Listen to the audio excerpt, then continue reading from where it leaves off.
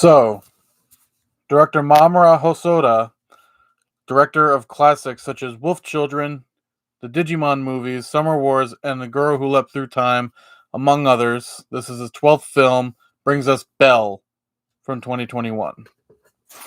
Written by Mamoru Hosoda, also. This is yet another interpretation of the Digimon formula. Character lives in the real world, has access to an internet world where it's larger than life. You can live a whole new personality. It shows that this was not written by someone more in better at writing. Not to say this movie was terrible or even bad. I did like this movie, Belle, but it shows if you're gonna write and direct, maybe think about why and think about how you do it.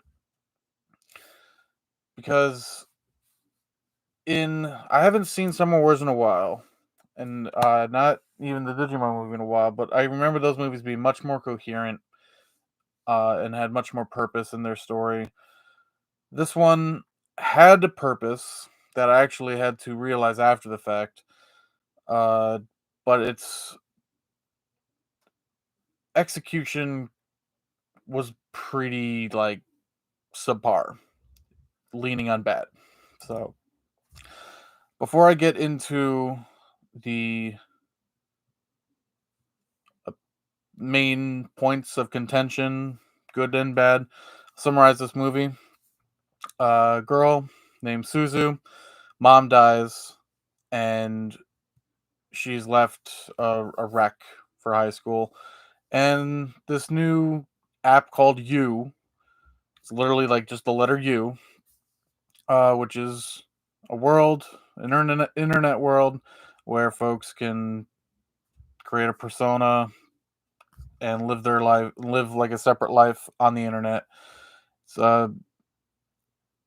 very much like Summer Wars or Digimon. Well, not so much Digimon. Those are just there are creatures that you do stuff with.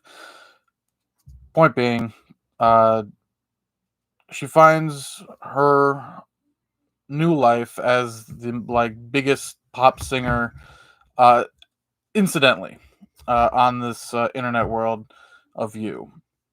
And like I said, incidentally, she's just a nobody girl, not really looking to get popular or do much of anything, just trying to live her life, just trying to vent her frustration for the loss of her mom, because her mom, unfortunately, was killed when she was making an attempt to save a child in a rainstorm, swept away, and she was swept away by the current. So Susie is dealing with that. And after that, the movie kind of takes the story beats from Beauty and the Beast more than just some story beats. I'll get into that later. Along with, not to say, this wasn't a movie built around Beauty and the Beast. It was more as used as a framing device. No, not a framing device. That's the wrong word. But it was a setting, kind of. Like, if you've seen Beauty and the Beast and you've seen the story that's told, that's the setting that's used to tell the story of how this girl Suzu learns to understand the point, the reason why her mom died.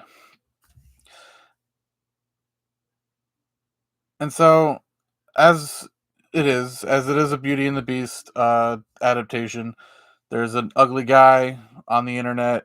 She falls in love with him, and he's abrasive at first, standoffish, keeps her at arm's length, and they kind of fall for each other, kinda.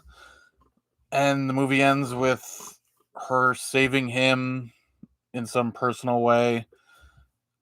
And yeah. So whereas Beauty and the Beast was more of a movie about the Beast and his character and how he develops, this movie probably it's I don't want to say it's strength, but the fact that it focuses on the character of Belle is interesting, and I like it. I do like it a lot. Whereas, like for example, Disney's Beauty and the Beast, Belle was more or less not incidental. She was used to help Beast's character develop. So I like seeing this one as the twist. You know, it's Belle instead of the Beast getting some development. So Belle, then that's it. Yeah. So Belle saves the day at the end of the movie. In whichever way, you'll have to see the movie for yourself. I saw this movie with my friends. Uh, I'll call them Chuck and Larry. I don't care. And we came out of it. One with Chuck with the opinion of pretty good. Liked more than he disliked. I was like in the middle. And while Larry actively didn't hate the movie, but definitely below average. Larry didn't like it enough to justify some of the good points. Although we talked about it, as you do after the movie, you take a corner of the theater and talk about it amongst yourselves. And we did. There are good things about this movie, and I want to get into those. So, first off, this was a musical, which I really enjoyed. Along with the medium of the 3D animation being really top notch. Animation was very smooth and pleasant to look at. The character design of Belle was stunning. Even it's something it's fun every time you can look at a character as simple as a human, you know, face, hair, human body, and be captivated by the character design. And Belle had a very fun character design, very beautiful to look at, especially in motion. And her singing voice was phenomenal. Some of the songs, actual bops. I'm not going to talk so much about them specifically because I only just saw this movie and I don't know any of the songs. So, but songs were great. Animation was great. Belle was great. There were some side characters in this movie that I really liked. I'll get into that more when I talk about the bad stuff because that kind of is a highlight. It highlights the bad stuff or it highlights that good thing because of the bad stuff. And aside from the story of Belle, that's really the main draw of this movie. I feel if you go into this with an open mind, if you're told that it's a story about the Belle instead of the Beast, here's why it's interesting. I'm not going to spoil it, but the thing is a story about understanding why your mother would do this. Why would my mother sacrifice herself to save this other child instead of living her life with me? That's the kind of the big question at the beginning of the movie. And this whole movie is in service to answering that question. And if you know that going in, you'll be able to understand it much better watching it. I didn't realize that until much later. Well, not much later. I only just got out of the theater like 5 hours ago. But nonetheless, you understand that the movie's about under- understanding your mom, sympathizing with your mom, realizing she died for purpose. And she's proud of Suzu, the character, is proud of that. Proud of her mother for being able to do such a thing by the end of the movie. Once I realized this, I bumped this up movie by a good amount, because watching this movie, not knowing where it's going, especially at the end, you really start to ask, what the fudge is this movie trying to say? What's it about exactly? There's the character of the beast, or the dragon, as they call him in this movie. He doesn't have a name. He didn't have a name in the movie, in the fairy tale either. At least I don't know if he did. The dragon, not so much the beast. You find out who he is in the real world at the end, near the end. By the by the beginning of the third act, and it introduces a scenario that you would think that the movie is trying to make a point about. It's a big moment. It's a thing. It's a really big event in terms of personal worth. You you see it happen. You sympathize immediately. It's so easy to sympathize with, but it's also very pandering. It's like, well, that's jumping ahead of myself. I guess I'll get into it. But to end that point, when you realize what this movie's about, it's about Belle and her development to better connect with her dead mother. It's a lot better. It's much more endearing in that sense.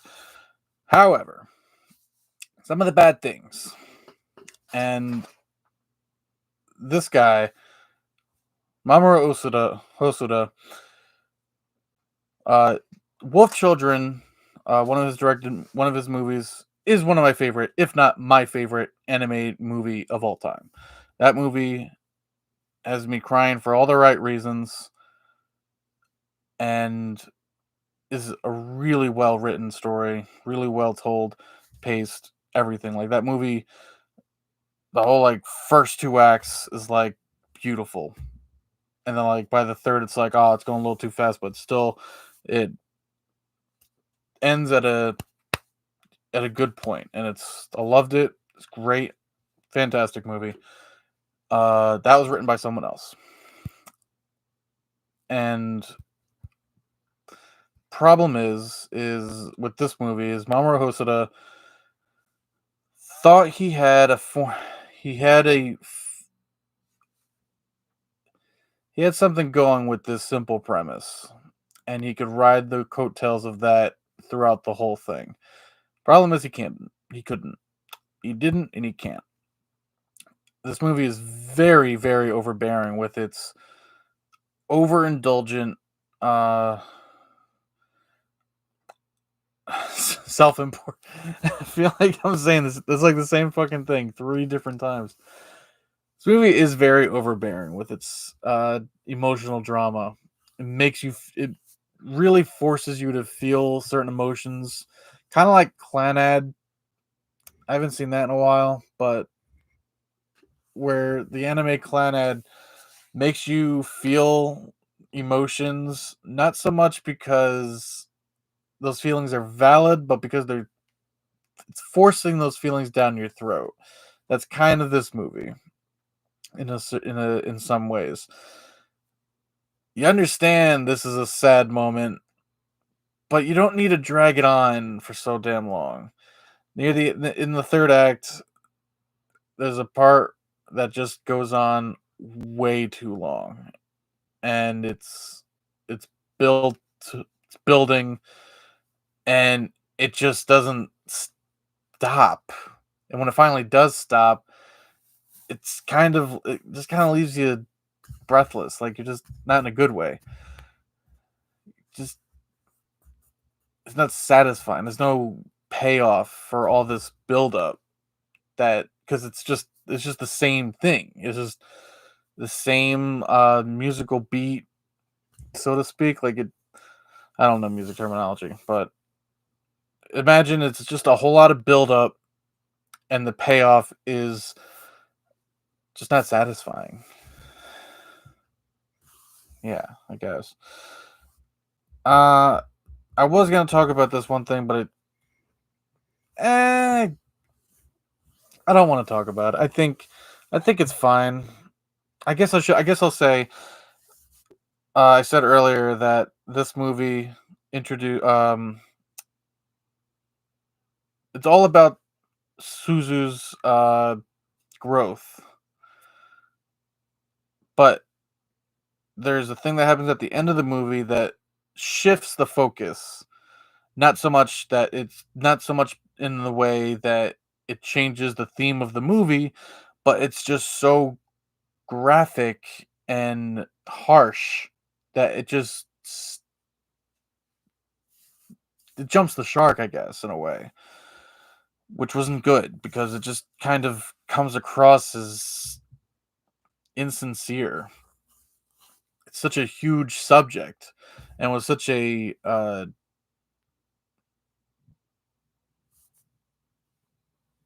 hit that it just kind of comes off as insincere.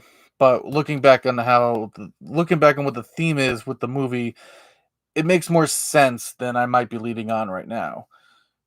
It's fine, but it's distracting, especially on your first watch. So I'm not gonna say what it is, but you'll know it when you see it. Uh, I guess the last 2 points I would like to talk about. One is easy. The characters. You got a bunch of characters. You got the best friend Hiroka, who's like the smarty girl who's like her sidekick, but she's like super smart. She's got like all these computers and shit. Helps her become famous as Belle on the internet. You got main boy Shinobu, who's Suzu's got the crush on, and you got a popular girl and I don't want to say he's the popular guy, but there's a kayak guy. I want to highlight the smart girl Hiroka and the kayak guy Kamishin. These two are probably the best characters in the whole movie, and that is because they are the only two characters with personality, like real personality that you can grab onto. Whereas everyone else is just a very kind of generic, basic anime character. Even the main girl, Suzu, she's just like the overly embarrassed, overly anxious girl that you see in plenty of anime. Uh, she doesn't really add much, unfortunately, to her character. So, aside from her development, which is good, but these two were definitely the only real characters I gave any shit about. uh, which is good because Hiroka was in the movie enough, enough of the time she was in it. Kamishin, Kayak Boy, would have liked to see a little bit more. He has some funny development just before at the end of the second act. Uh, so they're good, but and that's why I want. That's I held off on talking about them before because they're undermined by all the bland characters. So, and one other thing that I think was a severe problem from Mamoru Hosoda was the fact that he didn't write this movie. I don't think he thought too hard about the conveyance of the world. There are certain terms and characters that are mentioned in this movie that don't really get revealed or explained. I think I only just realized at the end of the movie, and I might even be completely wrong, but like in the world of you, there is five they're called voices, and they are like the heads of different factions of the computer world. Don't worry about anything I just said because it is not explained or referenced or even remarked upon in the entire movie. But that's the point. That why I bring it up now is because This movie doesn't do a good job on conveying certain ideas and even some visuals. For instance, dragon guy, dragon, that's his name. He has a motif on it. He has a cape, and the motif on that is just kind of like these splotches of color. And you would look at this cape and just think that's a cool looking cape, but apparently, like the character immediately identifies it as bruises, and like they definitely look like bruises, I guess, but it's not conveyed well enough to really come across the right way. So, s- yeah, that's that's just an example. Uh, I don't even think I finished what I was gonna say before. These voices things, these like leaders of the world of you. I think there were these whales you see at the very beginning of the movie. There's like I remember they said five, but I only saw four, and I think those are like the voices, and it's just like it didn't matter. Like you might as well not have brought them up at all. Just have these flying whales in the movie that have speakers on their asses and just belt music. Like it's fine. You didn't have to mention at the beginning like, oh, there's these things that you might think are important later, but they're not. So I would definitely suggest to Mamoru Hosoda to either get more proofreading on his scripts or just get someone else do it entirely. This is the fourth movie, I believe, that he has written and directed. No, that this was his third. First being The Boy and the Beast, and then Mirai from 2019, I believe. And Mirai, I liked. I'm not going to talk about it, of course, but that movie could have definitely been a little bit more streamlined. Maybe not streamlined is the right word, but it didn't convey some of its messages and story beats as well as I would have liked. Maybe that's just my opinion. So take my opinion with a grain of salt. Uh, I would say I definitely like this movie better than G Storm, but Popel Popel of in Chimney Town still number one movie of January so far. Uh, gonna be seeing Scream. I hope I'm gonna be seeing Scream next. Hopefully, I'll be going with my other friend. If not, oh well. But my foot is asleep, and I'm gonna go to sleep.